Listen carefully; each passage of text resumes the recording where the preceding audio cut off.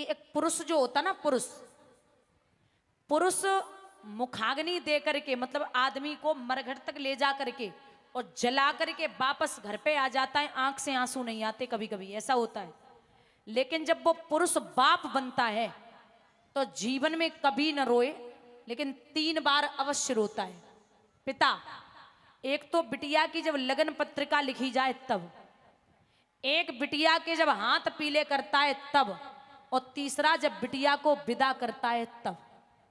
बाप कभी न रोए, लेकिन 3 बार जरूर रोता है। और बेटियां भी ऐसी होती हैं दादा, जब भैया और बहन में लड़ाई हो जाए ना और पिता बाहर हो, तो बिटिया मम्मी से कभी नहीं कहेगी कि माता जी से बोलूंगी या मम्मी से बोलूंगी। लड़ाई करते समय बोलेगी, आने दे पापा को, तेरी शाम को क्लास लगवाऊंगी, आने दे पापा को, पापा से बोलूंगी, मम्मी से कोई मतलब नहीं है, पापा बताएंगे। और बाप के लिए बेटियां इतनी लाडली होती हैं, पिता चाहे 10 लाख का कर्जा लिए हुए बैठा हो और लड़के वाले कुछ और चीज मांग ले, या बिटिया 1 लाख की चीज पे हाथ रख दे, तो कुछ भी मान लो, पिता कहीं से भी लाएगा, वो चीज भी खरीद के देगा। बिटिया जब पैदा होती है ना, तो लक्ष्मी संस्कार संस्कृति लेके आती है। पिता चाहे कितना भी गरीब हो, 1 महीने पहले से भागेगा, दौड़ेगा, धन इकट्ठा कर ही लेगा। और जैसे ही बिटिया विदा हुई, वैसे ही कोने में गिर पड़ता है और कहता है, भैया अब हमसे 2-3 दिन तक बात मत करना, मैं सबका हिसाब करूंगा। लेकिन लक्ष्मी गई, वो तो गई, मेरे हाथों और पैरों को तोड़ के चली गई। पिता लाचार हो जाता है। और बाप ऐसे होते हैं दादा, बेटियों के लिए जो प्यार होता है ना, बेटा आपका घर में रह करके बाप से ये नहीं पूछ पाएगा कि आपकी तबीयत ठीक है, आपने दवा खाई या नहीं खाई। लेकिन बिटिया ससुराल जाने के बाद भी बाप को 10 बार फोन कर लेगी, पापा आप ठीक है ना, आप दवा टाइम से खाते हैं ना, आपका स्वास्थ्य ठीक है, आपने खाना खाया। बिटिया 10 बार बाप को फोन कर लेती है। और बिटिया की विदाई पे सब रोते, सब, लेकिन एक ऐसा व्यक्ति रोता है जिसे नहीं रोना चाहिए, और वो है बेटी का भाई। जब तक कुंवारी रहेगी रोज लड़ेगा, रोज पीटेगा, रोज मारेगा, मेरे लिए खाना बना, मेरे कपड़े धुल दे, ये कर वो कर। लेकिन जब बहन विदा होती है ना, तो सबसे ज्यादा भाई रोता है। एक व्यक्ति कहते कि चलो घर की बला टली, अब क्यों रो रहा है, तू उससे लड़ता था। तो वो भाई जवाब देता है, जितनी बार लड़ा हूं ना, मैं अपनी तरफ से ही लड़ा हूं, और घर आने में अगर जरा भी लेट हो गया तो उसने 50 फोन कर दिए, कहाँ मर रहा है, अरे भोजन नहीं करना क्या। आज से न तो कोई लड़ने वाला होगा और ना ही कोई मनाने वाला होगा।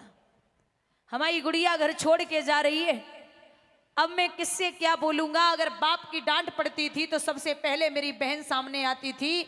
आज से कोई भी मुझे मनाने वाला और खिलाने वाला नहीं होगा।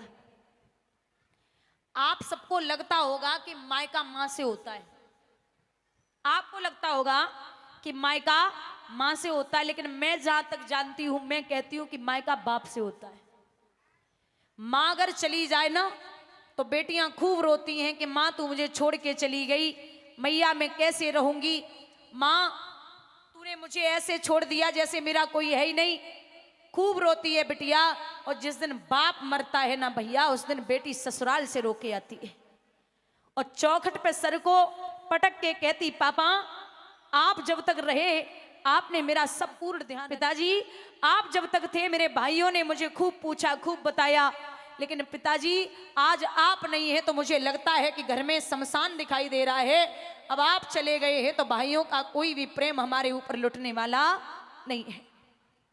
बेटियां सर पटक पटक के रोती हैं, पापा एक बात सत्य है कि जिस दिन बारात आती है ना, उस दिन सब सो जाएं, लेकिन 2 लोग नहीं सोते। पहला है बाप और दूसरी है बिटिया।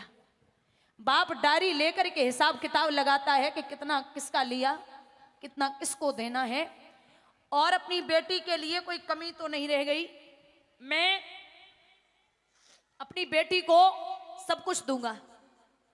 और बिटिया महाराज छत पे जाएगी, नीचे आएगी, बक्सा संदूक अलमारी सब निहार निहार के देखेगी और विचार करेगी कि आज आज का और है, कल सब पराया हो जाएगा।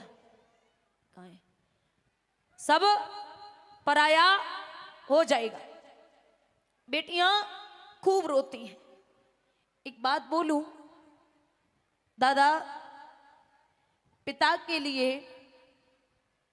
अगर सबसे कुछ देने वाली अगर चीज न होती ना बिटिया, तो बाप कभी नहीं देता। मैंने तो कई पिता ऐसे देखे हैं जो बिटिया सज धज करके जयमाला डालने के लिए पहुंच जाती है, लेकिन बाप खुद के कपड़े बदलना भूल जाता है। पिता खुद के कपड़े बदलना भूल जाता है। आप लाख जतन कर लो, लेकिन बेटियों की बराबरी कभी बेटे नहीं कर पाएंगे। एक बेटी, कई साल हो गए, बाप ने जब विदा किया था तो कहा था कि मैं जल्दी जल्दी खबर लेता रहूंगा, लेकिन 1 साल हो गई बाप ने खबर नहीं ली बिटिया की। तो पापा को फोन किया, पापा आप 1 साल हो गई लेने ही नहीं आए। आपने जब विदा किया था तो ये कहा था कि लाडो तू जा, मैं जल्दी से लेने आऊंगा, और आप तो अब लेने ही नहीं आ रहे। पिताजी मुझे बड़ी तकलीफ होती, आपकी याद आती, आपका मुंह देखना है। आप मेरे ससुर जी को फोन कर दो कि वो मुझे भेज दें। बाप समधी को फोन करेगा कि बिटिया को भेज दो, मुझे याद आ रही बेटी की। समधी कहेंगे कि हमारे घर पे बहुत काम है, 1-2 महीने और रुक जाओ। तो बिटिया मन मार के रह जाती है। जहां मायके में सबसे बाद में उठती थी, वो ससुराल में सबसे पहले उठती है। यहाँ मायके में माँ पूछती थी बेटी को कि लाडो क्या खाना है, माँ बिटिया पूरे घर को पूछ रही है कि आपको क्या खाना है। जो बाप के राज्य में बेटियां रानी बन के रहती हैं, आप लाख जतन कर लो, इतना रानी बना के बेटियों को कोई नहीं रख सकता। कई बाप ऐसे होते हैं दादा, जो अगर लड़की वाले को ज्यादा लड़के वाले मांग ले तो बाप खुद के शरीर को गिरमी रखने की सामर्थ्य रखता है। पिता जितना बड़ा दिल दुनिया में किसी और का हो ही नहीं सकता। एक बेटी को जब बाप विदा करता है तो एक बेटी कहती, पापा, ए पापा, जब मैं छोटी थी ना आपने बहुत खिलाया, शाम हो गई, अब तो घूमने चलो ना पापा, चलती चलती थक गई, अब गोदी में उठा लो ना पापा, अंधेरे से डर बहुत लगता है, अंधेरे से डर बहुत लगता है, अब सीने से लगा लो ना पापा, मम्मी तो सो गई, मम्मी तो सो गई, आप थपकियां दे के सुला दो ना पापा, आप पाल पोस के बड़ा किया, पाल पोस के बड़ा किया, अब तो जुदा ना करो पापा, आपकी मुस्कुराहट बहुत अच्छी लगती है, एक बार मुस्कुरा दो ना पापा। अब डोली में बिठाई दिया, अब डोली में बिठाई दिया, तो अब आंसू तो ना बहाओ पापा, आपने मेरी हर बात मानी है, एक बात और मान लो पापा। बेटियां जब ससुराल पहुंचती हैं तो एक गरीब की बेटी अपने बाप को चिट्ठी लिखती है, पापा ले जाइए ना, पापा अपने ही खून से लिखी है चिट्ठिया, बबुला अपने ही खून से लिखी है चिट्ठिया, पापा मायके को तरसे तुम्हारी बिटिया, पापा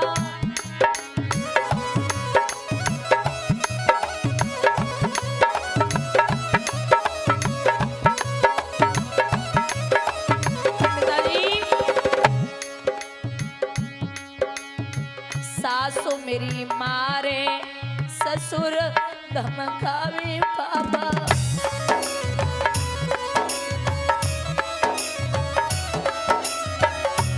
पापा ननद दिखावे तेल की कटिया, बबुला ननद दिखावे तेल की कटिया, ओ बबुला मायके को तरसे तुम्हारी बिटिया,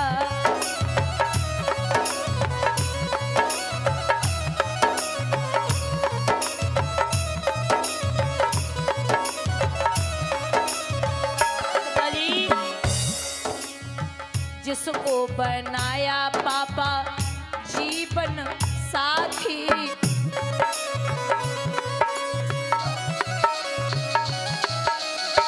कोई कहता है लगा ले तू फांसी,